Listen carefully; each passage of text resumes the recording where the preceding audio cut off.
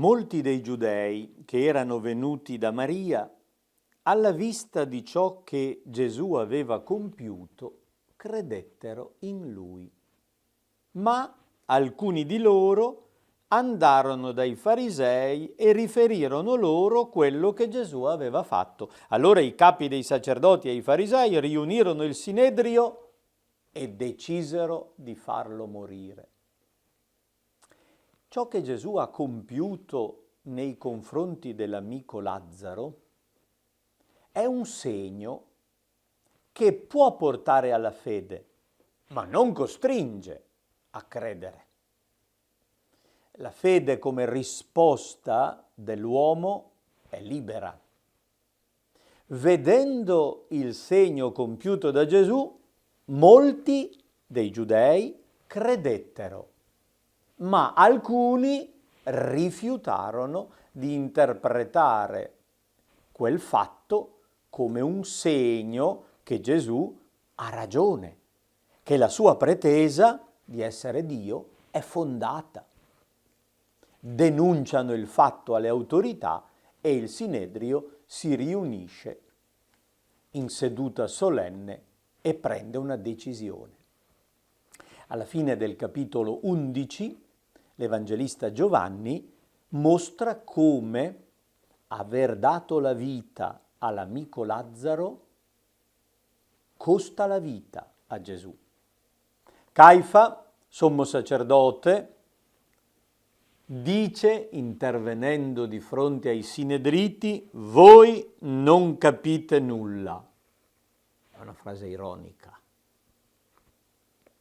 Non vi rendete conto che è conveniente per voi che uno solo muoia per il popolo e non vada in rovina la nazione intera.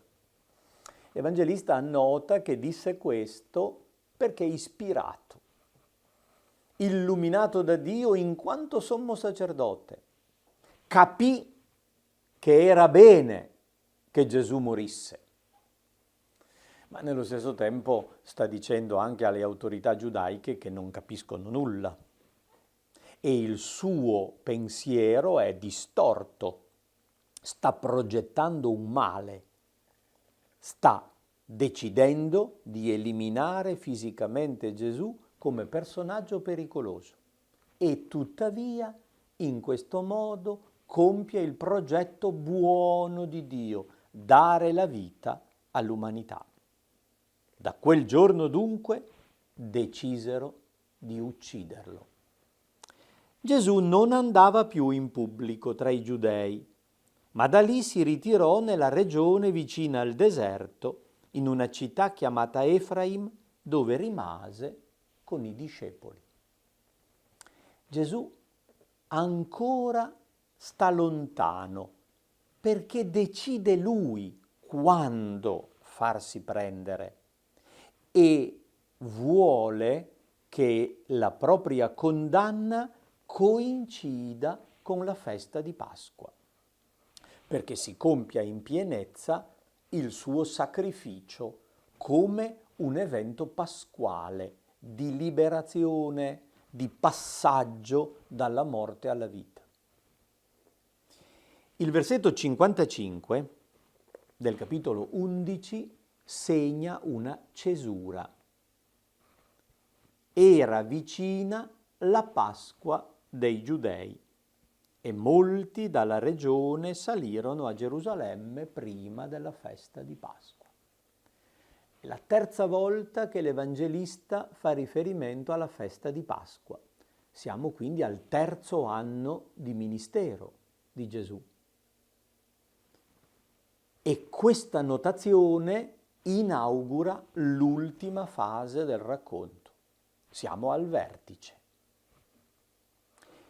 Prima della festa di Pasqua, 6 giorni prima, gli preparano una cena a Betania. È una specie di conto alla rovescia per arrivare al momento culminante della morte e risurrezione di Gesù. I lettori ricordano che Il racconto di Giovanni inizia con una settimana.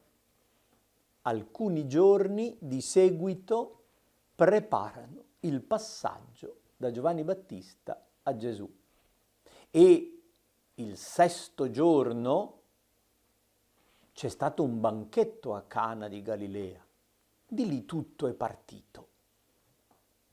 Adesso abbiamo una cena a Betania 6 giorni prima della Pasqua.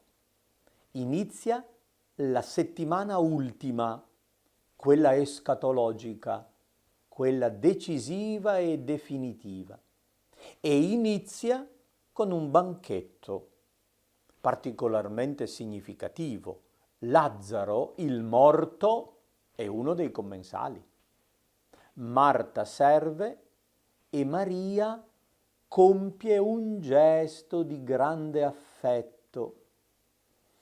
Nella tradizione iconografica Maria è di solito vestita di rosso, il colore dell'amore, dell'affetto, mentre Marta, immagine del servizio, ha un abito verdastro, legato piuttosto alla fatica, al sudore, all'impegno.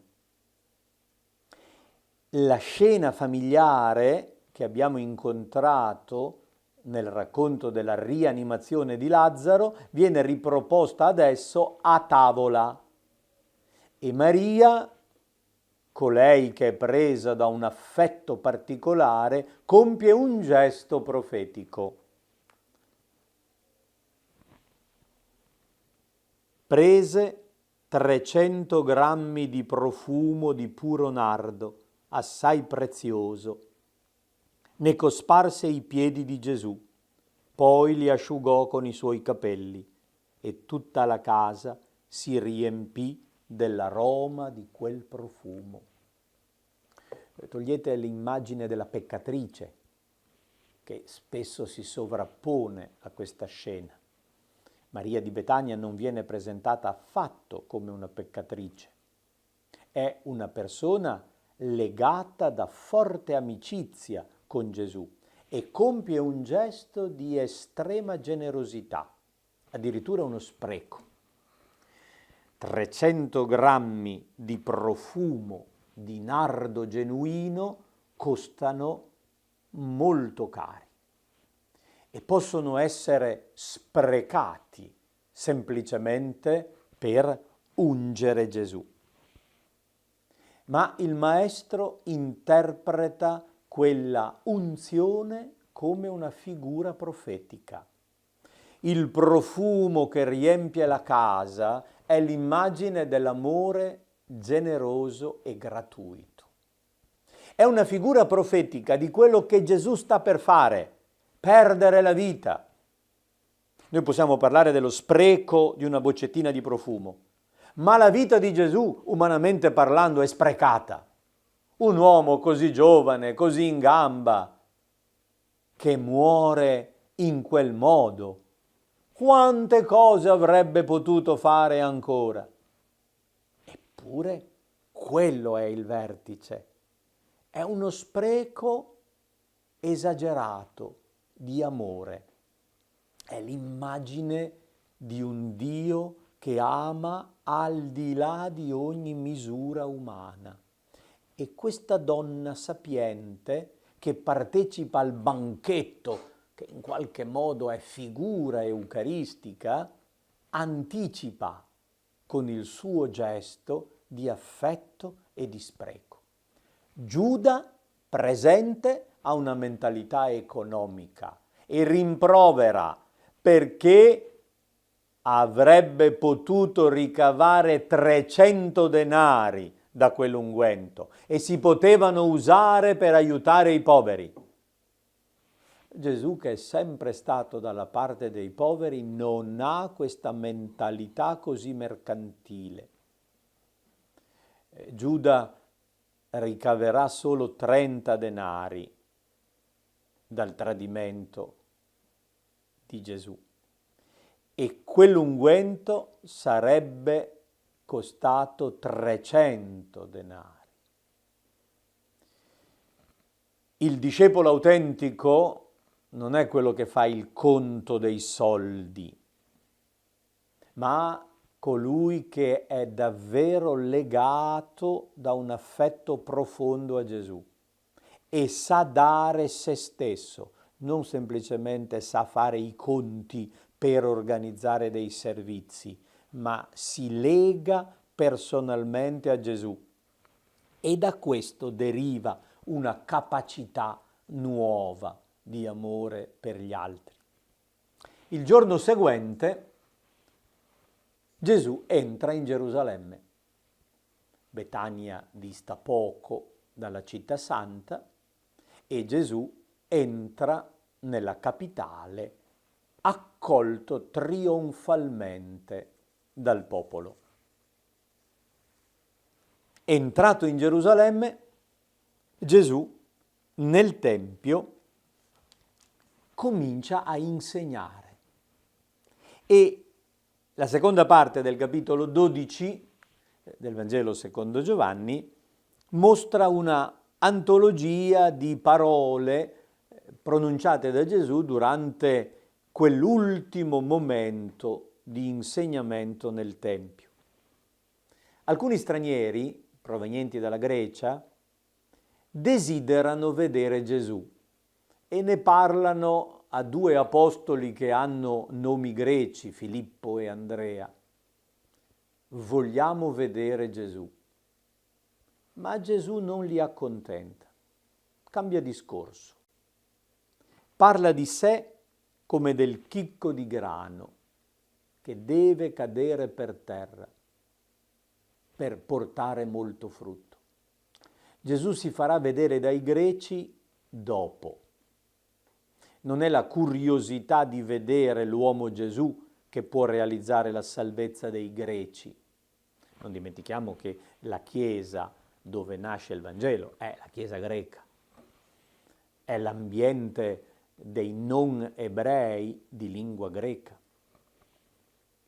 E Gesù arriva ai destinatari del Vangelo dopo la sua Pasqua. E non arriva fisicamente, ma arriva attraverso la mediazione dei discepoli, attraverso la loro testimonianza, la loro parola, attraverso la liturgia, i sacramenti della Chiesa, attraverso il testo evangelico, la testimonianza scritta del discepolo amato. Gesù, come chicco di grano, deve morire per terra per portare molto frutto. Adesso, aggiunge, l'anima mia è turbata. Che cosa devo dire? Padre, salvami da quest'ora? Ma proprio per questo sono giunto a quest'ora. Padre, glorifica il tuo nome. Questa è la versione giovannea di quello che chiamiamo il momento del Getsemani, narrato dai sinottici. Giovanni lo anticipa e mostra l'anima di Gesù angosciata, piena di turbamento. Umanamente gli verrebbe da chiedere: liberami da questo momento. Ma tutta la sua vita è orientata all'ora, altro termine molto importante nella teologia giovannea. A Cana, come ricordate, Gesù disse: la mia ora non è ancora giunta, ma adesso è giunta l'ora. Adesso è il momento. L'ora è la Pasqua definitiva. È venuto per questo. Dunque non si ritira, ma affronta la situazione difficile e chiede al Padre: glorifica il tuo nome.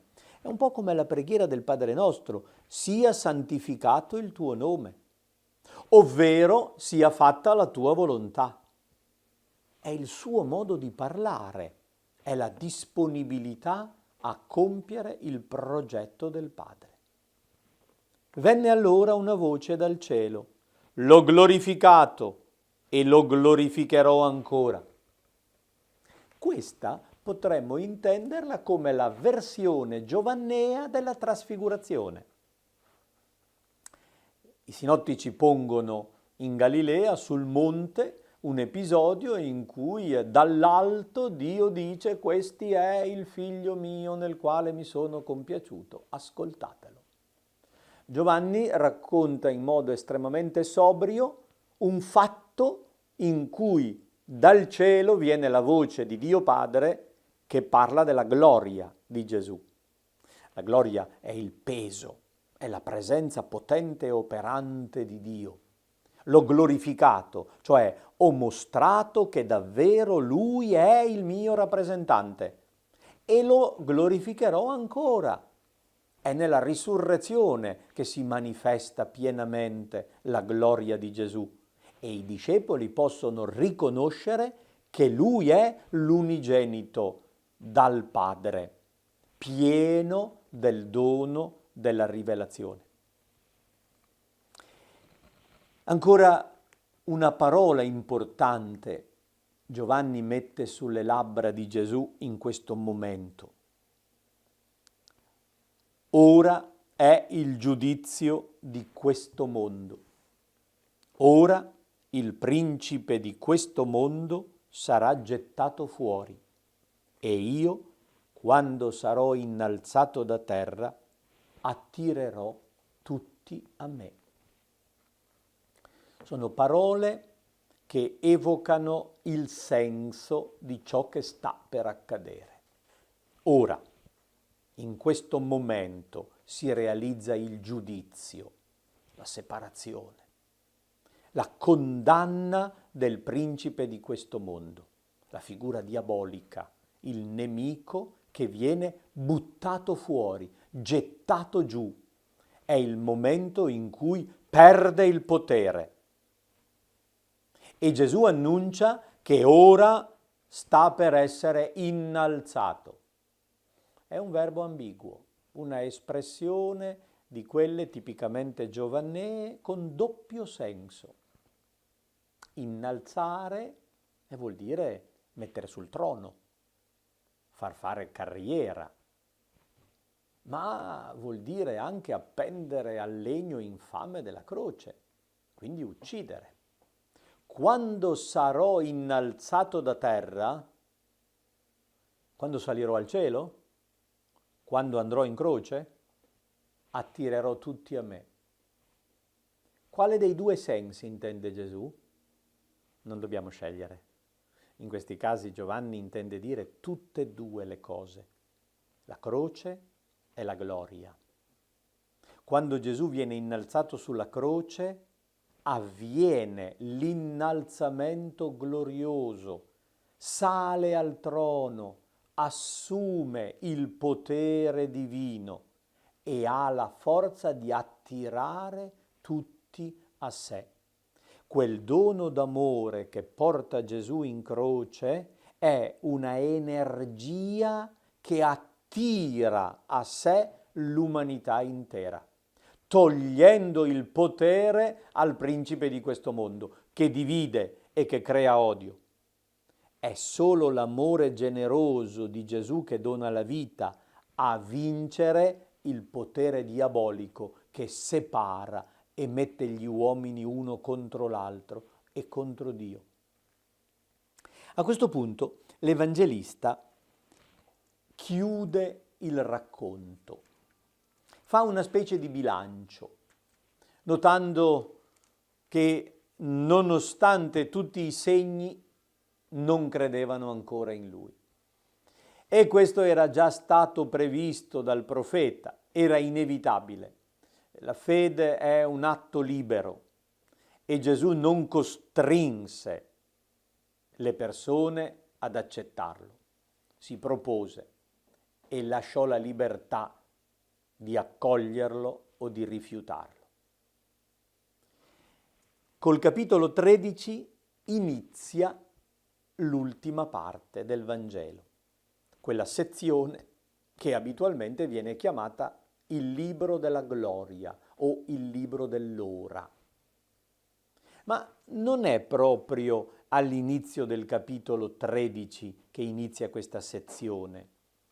Abbiamo già visto come in 11:55 il riferimento alla Pasqua abbia segnato un passaggio. E quindi potremmo dire che il capitolo 12 è una specie di cuscinetto. Può stare come conclusione della prima parte oppure come introduzione della seconda parte. È un momento di passaggio lento con ripetuti riferimenti alla Pasqua. Era vicina la Pasqua dei Giudei. 11:55. 6 giorni prima della Pasqua, 12:1. Prima della festa di Pasqua, Gesù, sapendo che era venuta la sua ora di passare da questo mondo al Padre, avendo amato i suoi che erano nel mondo, li amò sino alla fine. È una specie di prologo. In 13:1 abbiamo l'inizio solenne della cena pasquale, dell'ultimo momento di incontro terreno di Gesù con i suoi discepoli.